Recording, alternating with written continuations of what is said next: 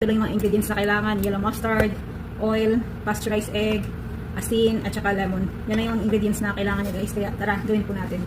Nilagay natin itlog. Yan.